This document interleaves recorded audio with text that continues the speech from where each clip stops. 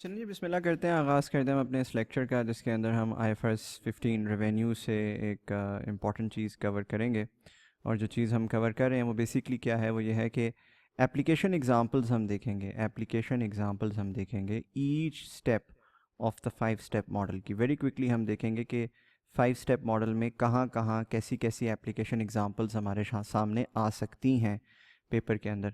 आने वाले लेक्चर्स के अंदर हमने इन स्टेप्स के अंदर डिटेल्स पढ़नी है, लेकिन पहले हम ज़रा इन स्टेप्स की कुछ की एप्लीकेशन एग्जांपल्स देख के इनको मज़ीद समझ लें। पिछले लेक्चर में मैंने कवर किया था कि ये 5 स्टेप्स क्या होते हैं, बट यहाँ पे हम कुछ मज़ीद एग्जांपल्स के थ्रू इसको समझते हैं।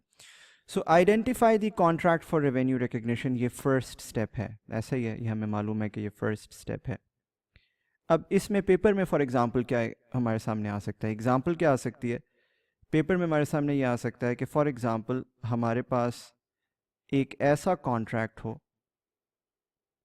जिसमें पार्टी ए ने तो सर्विसेज देनी हो टू पार्टी बी, ठीक है, फॉर एग्ज़ाम्पल सर्विसेज देनी हो, बट उस कॉन्ट्रैक्ट के मुताबिक पार्टी बी ने पार्टी ए को कुछ नहीं देना, ठीक है, देयर इज़ नो कंसिडरेशन। अगर ऐसा कुछ है जी, तो याद रखिए एज पर IFRS 15 there is no contract for revenue recognition. There is no contract, दोनों पार्टीज़ का चूँकि इसके अंदर कोई प्रॉपर जिम्मेदारी डिफाइंड नहीं है, there is no contract for revenue recognition, और ऐसे सिनेरियो में IFRS 15 अप्लाई नहीं होगा।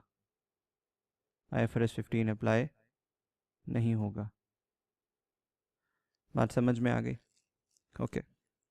इसी तरह आपके सामने एक और एग्जांपल आ सकती है, एक और एग्जांपल जो आपके सामने आ सकती है वो भी मैं लिख देता हूँ यहाँ पे। एक और एग्जांपल जो आपके सामने आ सकती है वो ये आ सकती है फॉर एग्जांपल कि जी आपसे ये कहा जाए कि एक एसेट को सेल किया जा रहा है प्लस उसके साथ मेंटेनेंस सर्विसेज भी दी जा रही हैं।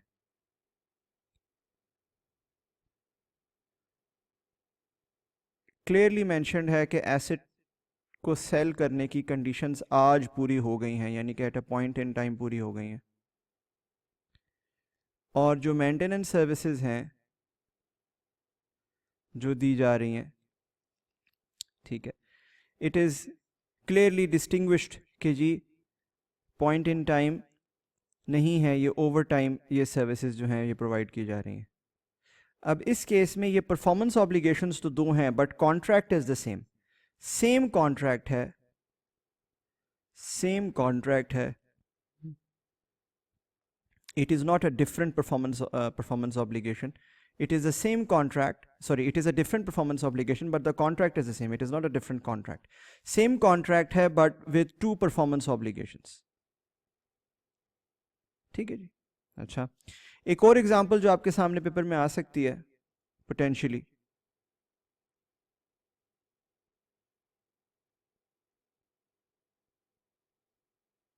वो क्या आ सकती है? वो ये आ सकती है कि जी आपसे ये कह दिया जाए, फर्ज कीजिए कि कुछ गुड्स सेल हो रहे हैं और आप किसी के बिहाफ पे सेल करें, ऑन समवन्स बिहाफ। अगर आप किसी के बिहाफ पे गुड्स सेल करें तो देखना ये होगा कि क्या जो इन्वेंट्री रिस्क है, यानी कि जो वो प्रोडक्ट चलेगा नहीं चलेगा इसका जो रिस्क है, और जो उसकी प्राइस सेटिंग है कि यानी कि ये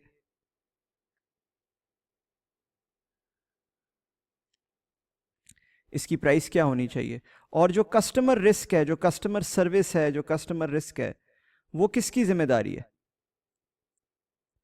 अगर तो वो आपकी जिम्मेदारी है, अगर तो इट इज योर रिस्पॉन्सिबिलिटी, ठीक है, you will have the risk of inventory कि वो प्रोडक्ट चलेगा नहीं चलेगा, आप जिम्मेदार होंगे, उसकी प्राइस आप सेट करते हैं, कस्टमर सर्विसेज आप प्रोवाइड करते हैं, तो फिर तो आप किसी के बिहाफ पे बेशक गुड्स बेच रहे हैं, you are the principal in this arrangement. लेकिन अगर ये दूसरी पार्टी जिसके बिहाफ पे आप ये चीज़ें बेच रहे हैं, फॉर एग्जाम्पल ए कंपनी है, उसके बिहाफ पे बेच रहे हैं, then you are just the agent and you will just book your commission, you will not book the entire revenue. अच्छा, ये कैसे करते हैं ये तो अगले एक लेक्चर में कवर्ड है बड़ी डिटेल में पूरा topic, but this is also an example of the application of step 1 of revenue recognition. ठीक है जी, आगे ये मैंने कवर कराया हुआ है एक लेक्चर के अंदर, बट जस्ट आपको सिखा रहा हूं कि कैसे पेपर में आपके सामने स्टेप 1 की कुछ एग्जांपल्स आ सकती हैं। इसी तरह स्टेप 2 की बात कर लेते हैं, आइडेंटिफाइंग द परफॉर्मेंस ऑब्लिगेशन। इसमें पेपर में हमारे सामने सिर्फ दो ही चीजें आती हैं।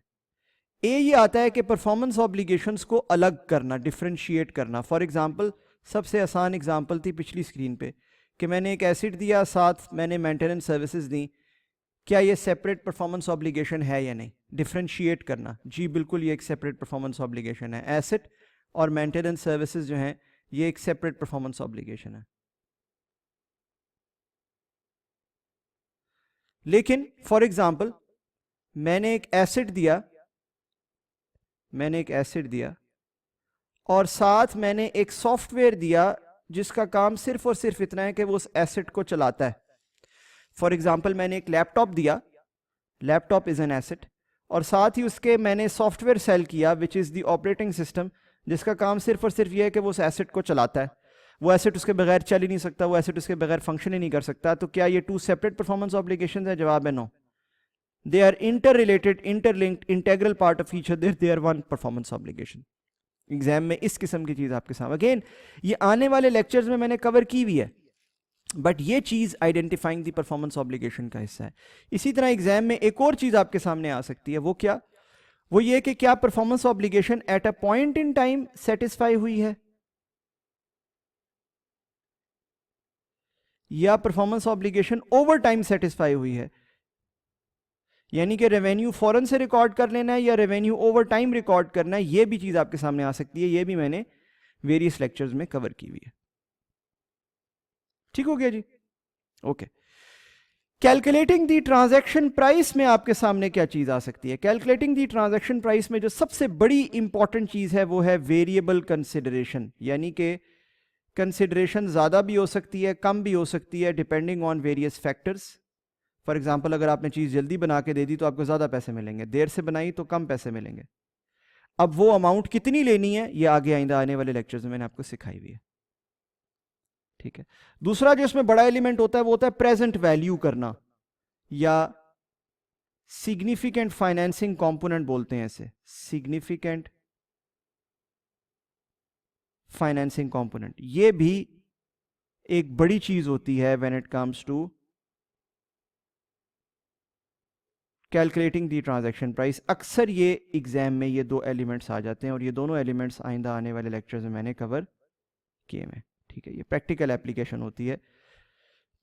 फॉर एग्जांपल, चीज आप आज दे रहे हो, एसेट आप आज दे रहे हो, सेल कर रहे हो, लेकिन आपको जो इसके पैसे मिल रहे हैं वो अगले 3 इयर्स के अंदर मिल रहे हैं। तो आपको प्रेजेंट वैल्यू कैसे करना है, या इसका वाइस वर्सा कि आपको पैसे आज मिल रहे हैं, कैश आज मिल रही है, और एसेट जो है वो आप 3 इयर्स के बाद दे रहे हो।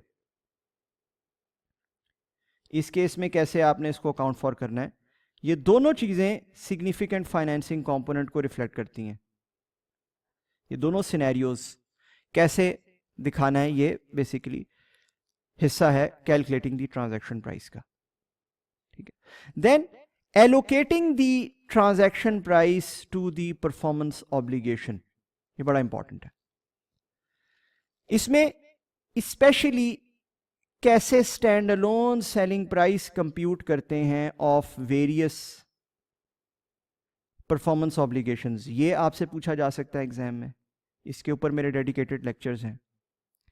इसमें आपसे यह भी पूछा जा सकता है कि किसी स्पेसिफिक एक allocating discount to one performance obligation, आपसे पूछा जा सकता है कि किसी एक परफॉर्मेंस ऑब्लिगेशन को डिस्काउंट एलोकेट करना है। फॉर एग्जाम्पल कैसे? फॉर एग्जाम्पल, अगर मैंने stand alone selling price compute की है, for example performance obligation A B C हैं, तीनों की 100 कंप्यूट की है, और मेरे पास ट्रांजैक्शन प्राइस है टोटल 280, तो ये भी हो सकता है कि तीनों को 100 यानी कि तीनों को 33.33% एलोकेट कर दी जाए ट्रांजैक्शन प्राइस। फॉर एग्जाम्पल, अगर ये 270 है तो ये यूं भी हो सकता है कि तीनों को 90 90 90 एलोकेट कर दी जाए, और ये यूं भी हो सकता है कि इसको और इसको 100 एलोकेट की जाए और इसको 70 एलोकेट की जाए।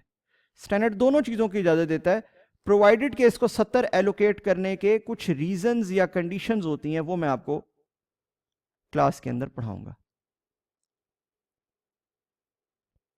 ठीक है, ये कुछ प्रैक्टिकल पर्सपेक्टिव्स हैं स्टेप 4 के जो आपको आने चाहिए। ठीक है जी।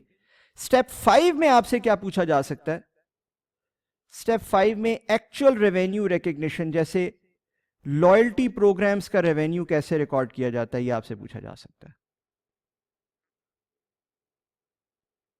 जैसे इंटेलेक्चुअल प्रॉपर्टी जब आप किसी को देते हैं तो उसका रेवेन्यू कैसे रिकॉर्ड किया जाता है, ये आपसे पूछा जा सकता है। जैसे अगर कोई सेल की जाए with a right to return, यानी कि वापस भी आप कर सकते हैं, उसका रेवेन्यू कैसे रिकॉर्ड करना है, यह भी पूछा जा सकता है। जैसे आपसे वारंटीज पूछी जा सकती हैं, आपने एक सेल की साथ वारंटी दी कि मेरा प्रोडक्ट बहुत अच्छा चलेगा, यह पूछा जा सकता है। जैसे सेल एंड रीपरचेज एग्रीमेंट, आपने सेल तो की लेकिन साथ ही एग्री कर लिया कि मैं इसको रीपरचेज कर लूंगा after a certain period of time at a specified price, यह भी पूछा जा सकता है। ये 5 एलिमेंट्स आपसे पूछे जा सकते हैं when it comes to step number 5, और इन सब के ऊपर मेरे सेपरेट लेक्चर्स मौजूद हैं। ठीक, इस लेक्चर का मकसद क्या था? इस लेक्चर का मकसद ये था कि आपको ब्रॉडली समझाया जाए कि IFRS 15 के अंदर वो क्या क्या एलिमेंट्स हैं जो आपसे पूछे जा सकते हैं। जैसे कॉन्ट्रैक्ट आइडेंटिफिकेशन में 3 बड़ी चीजें हैं जो आपसे पूछी जा सकती हैं। परफॉर्मेंस ऑब्लिगेशन की आइडेंटिफिकेशन में 2 बड़ी चीजें हैं जो पूछी जा सकती हैं। ट्रांजैक्शन प्राइस की कैलकुलेशन में भी 2 बड़ी चीजें हैं। एलोकेशन में भी 2 बड़ी चीजें हैं। और फिर 5 चीजें हैं आपके रिकग्निशन ऑफ रेवेन्यूज में जो आपसे पूछी जा सकती हैं। ये कुल मिला के IFRS 15 के की इंपॉर्टेंट एरियाज बनते हैं जो आपसे पूछे जा सकते हैं। अगर आप ये अपने 5 स्टेप्स के अंदर देखेंगे ना, तो ये टोटल कोई 14 एरियाज बनते हैं जो आपसे एग्जाम में पूछे जा सकते हैं। ठीक है, इन सब के ऊपर मेरे सेपरेट लेक्चर्स मौजूद हैं। वो लेक्चर्स आई होप आप देख लेंगे या आपने देख लिए होंगे ऑलरेडी, बट एक्चुअल की ये है कि ये 14 एरियाज आपको एट अ मिनिमम आने चाहिए when it comes to IFRS 15।